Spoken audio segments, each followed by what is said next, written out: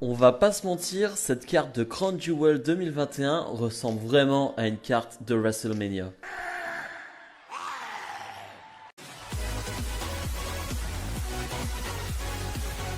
Et bonjour à tous, on se retrouve aujourd'hui pour une vidéo pronostic de Crown Jewel 2021.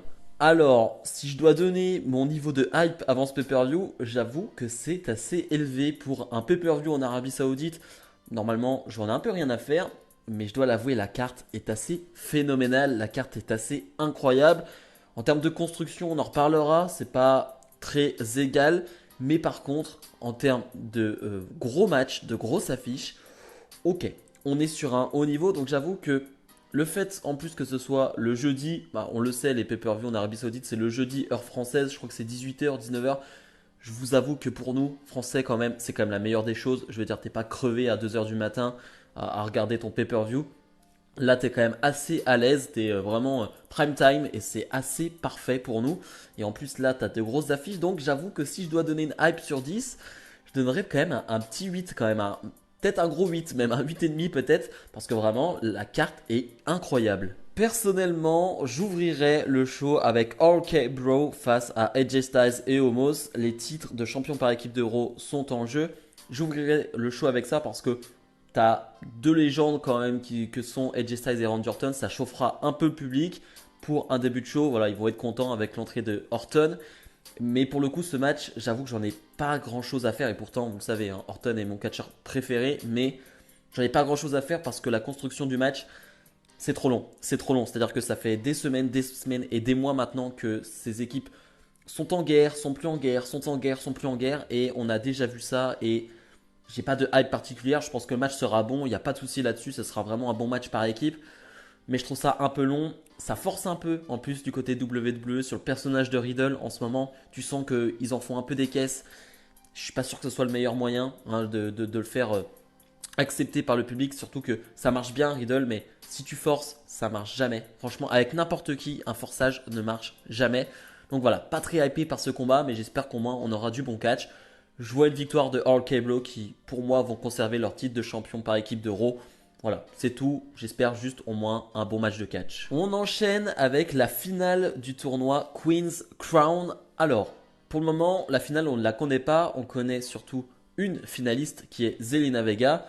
Mais disons qu'à Raw, on a Shayna Baszler face à Doudrop. Donc la gagnante affrontera Zelina Vega en finale. Personnellement, je vais pronostiquer une victoire de Shayna Baszler face à Doudrop. Donc pour moi, la finale sera Shayna Baszler face à Zelina Vega. Ça me hype pas forcément. De une, parce que le tournoi est une catastrophe. Le tournoi a été booké n'importe comment. C'est pas une réussite du tout. Vraiment, il n'y a rien qui va dans ce tournoi. Vraiment, à part peut-être le booking de Shayna Baszler. À voir si elle gagne lundi. Mais vraiment, ce tournoi ne sert à rien. À part peut-être à booster, à pusher Shayna Baszler. Mais sinon, ouais, les matchs trop courts, des matchs trop peu intéressants, des affiches trop peu intéressantes. Et là, ouais, franchement, une finale Zelina Vega Shayna Baszler. Je suis content pour Shayna Baszler en finale, mais Zelina Vega en finale, ouais, c'est pas quelque chose qui me fait rêver. Je vois, moi, une victoire finale de Shayna Baszler qui voilà, doit être pushée, qui doit être remise en avant. Et je pense que c'est la bonne chose à faire de la faire gagner ce tournoi Queen's Crown, même si je ne suis pas sûr que les gens vont être très intéressés par ce combat. On enchaîne avec Ali qui fera face à Mansour, un combat qui s'est décidé la semaine dernière, il me semble, donc vraiment c'est tout récent et surtout c'était une équipe de base Ali et Mansour, mais voilà, il y a eu des petites tensions, il y a eu des petits problèmes et maintenant bah, on a le droit à une petite guerre entre les deux qui va peut-être se terminer en une semaine, hein. C'est-à-dire que vraiment ça peut se terminer à Crown Jewel et on n'en parlera plus. Le combat, la construction, j'en ai un peu rien à faire, mais le combat, disons que allez, j'attends un bon match. Mansour nous a fait de bonnes prestations à chaque fois qu'il était en Arabie Saoudite. Je me dis que face à Ali, qui est un excellent catcheur, s'il leur donne 7, 8, 9, 10 minutes, parce qu'on sait qu'ils vont donner du temps à Mansour en Arabie Saoudite, ça peut être fun. Je trouve que ça peut être fun avec un public qui sera encore une fois très investi derrière Mansour. Ça peut être sympa vraiment et je pense qu'on aura un très bon combat. Bien évidemment, je vois une victoire de Mansour parce que Mansour ne perdra pas en Arabie Saoudite, bien évidemment. Voilà, moi j'attends juste un combat fun, c'est tout ce que je veux. Goldberg fait face à Bobby Lashley. Alors, c'est clairement la suite de leur combat à SummerSlam. Donc, la feud a continué. Alors, pas avec d'énormes segments parce que Goldberg n'est jamais trop présent, mais je trouve qu'on a eu une bonne promo entre les deux. juste une bonne promo. Après, la promo de Lashley, quand il était seul la semaine dernière, il me semble, c'était pas terrible. Mais quand les deux étaient ensemble, c'était pas mal. Je trouve la promo de Goldberg était intéressante. J'en ai un peu rien à faire de ce combat, clairement, faut pas se mentir. Juste, je trouve pas la feud dégueulasse. Je trouve pas la feud horrible. Ça fait plutôt sens, mais c'est pas quelque chose qui, moi, me hype particulièrement parce que sur le ring, j'en attends pas grand chose. J'espère vraiment que ça ne va pas durer. J'espère vraiment que ça va durer 3-4 minutes. Que ça va être un enchaînement de spear, de jackhammer. Si Goldberg arrive à porter son jackhammer sur Bobby Lashley. Hein, j'espère pas qu'il va essayer de le porter parce que ça peut être dangereux. Mais voilà, finalement, je vois une victoire de Goldberg. Bien évidemment, Goldberg va gagner en Arabie Saoudite en tant que gros babyface. Mais voilà, j'espère vraiment que ça ne va pas durer longtemps parce que faudrait pas que ça prenne du temps pour d'autres matchs. Finale du tournoi King of the Ring. On le sait, Finn Balor est en finale, mais pour l'autre finaliste, eh ben, il nous reste un match pour le déterminer. C'est Xavier Woods face à Jinder Mahal à Raw. Personnellement, je veux une victoire de Xavier Woods. Vraiment, je veux ça parce que je n'ai pas envie de voir Jinder Mahal en finale d'un tournoi. Je n'ai pas envie de voir Jinder Mahal catcher. Je n'ai pas envie de voir Jinder Mahal tout court. Donc vraiment, j'espère que Xavier Woods va aller en finale. Donc moi, je pronostique une victoire de Xavier Woods.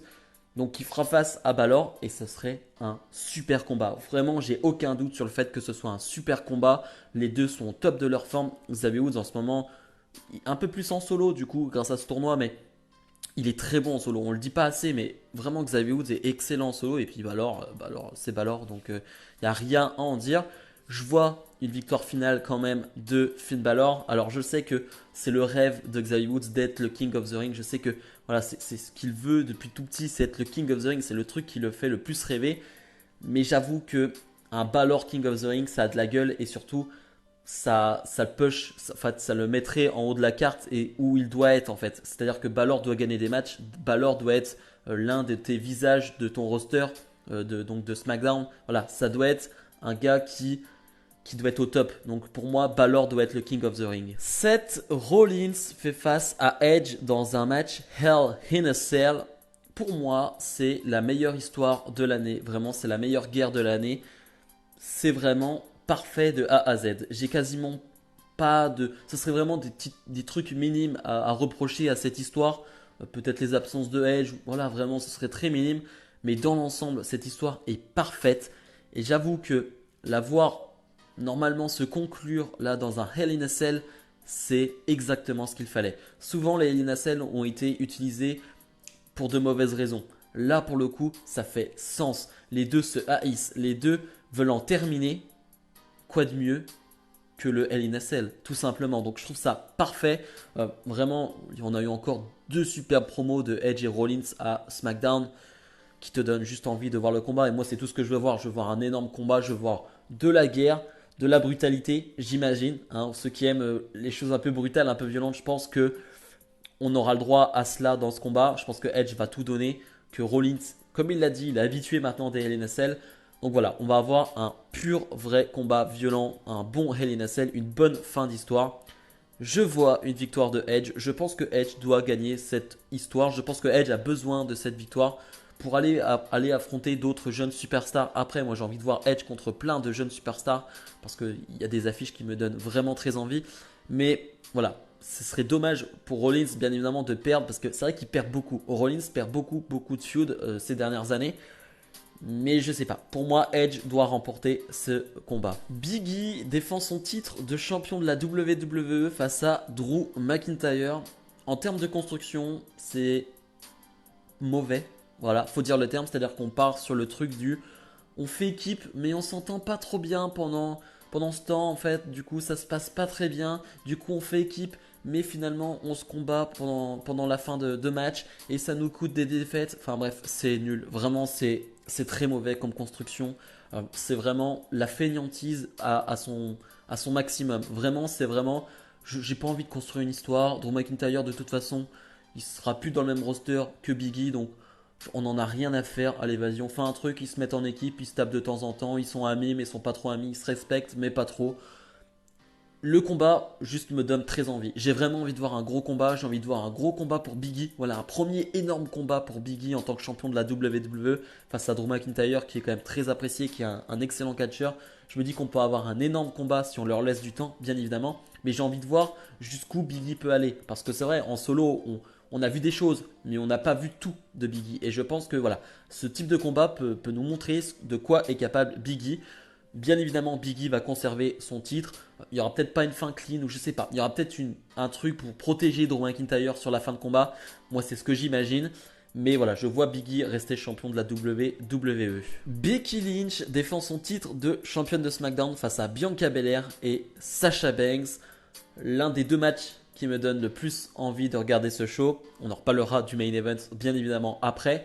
Mais on a eu un petit teaser de ce qui pouvait se passer lors de ce combat. On a eu un Becky Lynch Sasha Banks extraordinaire à SmackDown. Vraiment, je vous le répète, si vous ne l'avez pas vu, allez le voir. C'est 20 minutes de pur catch, de pur plaisir. Vraiment, c'est un excellent combat. Alors la fin, bien évidemment, est discutable.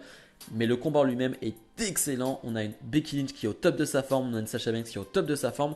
Et tu rajoutes dans l'équation Bianca Belair qui, franchement, me surprend même plus. Mais disons que elle est incroyable. Vraiment, je ne m'attendais pas à la voir à ce niveau-là.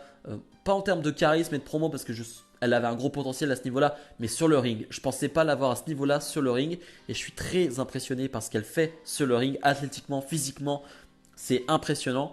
Et je me dis que la WWE est très très forte pour nous faire d'excellents matchs à 3. Vraiment, c'est une de leurs spécialités, les matchs à 3. Pour être honnête, vraiment, faut le dire, les matchs à 3 du côté de la WWE nous déçoivent quasiment jamais. On a tout le temps de bons combats. Là, je me dis qu'on peut avoir un vrai gros combat. Bien évidemment, ça va se jouer aussi sur le public. Est-ce que le public va être investi? Ça, c'est toujours la question. On ne sait jamais. Avec ce public d'Arabie Saoudite, on ne sait pas. Ça va se jouer sur la construction du combat. Ça va se jouer sur le fait quelle va être la fin. Est-ce qu'on va avoir une fin un peu biaisée, un peu pourrie? Voilà, ça, on ne sait pas. Mais je m'attends à un énorme combat. J'espère, je pense que Becky Lynch va conserver son titre. Je pense que c'est la chose à faire. Il y aura peut-être là aussi un problème sur une fin de match. Alors ça ferait beaucoup, vous allez me dire, ça ferait beaucoup de problèmes en fin de match, de fausses victoires, de mauvaises victoires. Mais je me dis qu'il y aura peut-être quelque chose avec Becky Lynch qui va tricher ou quoi que ce soit parce que Becky Lynch en est capable.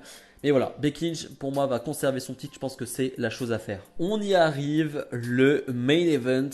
Roman Reigns défend son titre de champion Universal face à Brock Lesnar. Je parlais de feud parfaite ou parfaitement construite pour Edge Rollins. Là pour le coup c'est plus court bien évidemment entre Lesnar et Reigns, mais c'est tellement bon. Je fais référence aussi à ce segment qui a eu lieu lors du dernier SmackDown avec un Brock Lesnar qui va vraiment sortir deux phrases en disant qu'il avait déjà eu le contrat avec son avocat Paul Heyman. Ça fout un bordel dans ce combat parce que tu vas avoir Paul Heyman qui sera sûrement autour du ring, bien évidemment. Donc tu peux tout imaginer. Mais si on peut juste parler de catch, j'attends de voir ce qui peut se passer. Parce que Lesnar face, on ne l'a jamais vu catcher. C'est-à-dire que Lesnar est toujours heel. Est-ce que ça va changer quelque chose le fait qu'il soit face? Je pense pas. C'est-à-dire qu'il va toujours nous sortir ses souplexes, ses enchaînements. Mais moi je parle en termes de domination. On sait que Reigns domine 95% de ses matchs et tu as un petit moment où finalement le babyface arrive à se relever et à te faire croire qu'il peut gagner. Face à Lesnar, tu peux pas faire ça parce que c'est une brute, parce que c'est Lesnar. Tu peux pas faire un match où Lesnar se fait dominer pendant 15 minutes et Lesnar revient à un moment donné. Tu peux pas faire ça. Je pense pas. Enfin, pour moi, c'est impossible de faire ça avec Lesnar. Donc j'ai hâte de voir cette construction, de voir un Reigns heel qui est en danger, qui vraiment a peur. Je veux voir la peur sur son visage, la peur de perdre. Et là, pour le coup, là aussi, je vois une fin où Paul Heyman va intervenir. Paul Heyman va faire quelque chose. Moi, je pense que Paul Heyman va aider Roman Reigns. Je pense que Paul Heyman ne va pas trahir Roman Reigns. Je pense pas que Paul Heyman va se retrouver avec Brock Lesnar. Je pense pas qu'il va retourner du côté de Brock Lesnar. Je pense vraiment qu'il va rester du côté de Reigns et qu'il va faire quelque chose justement pour aider Reigns pendant ce combat, ce qui donnera la victoire à Reigns. Donc Reigns pour moi va conserver son titre suite à un petit truc de Paul Heyman. Voilà. Mais je m'attends vraiment à un gros match et j'ai surtout hâte de voir cette construction de match. Bref, c'était mes pronostics. Comme d'habitude, ce sont mes pronostics, c'est-à-dire que ça n'engage que moi. C'est avec mon ressenti par rapport au feud, par rapport aux histoires, par rapport à mes affinités, par rapport aux superstars. Bref, voilà, c'est juste mon avis. Et j'attends vos avis, j'attends vos pronostics bien évidemment en commentaire. Voilà, ça m'intéresse toujours de lire vos pronostics. Des fois ça part très loin, des fois c'est très fantasy booking, mais j'aime beaucoup. Donc voilà, n'hésitez pas, je veux voir un maximum de pronostics en commentaire. Nous on se retrouve dès demain pour ma review d'Euro. Salut, salut!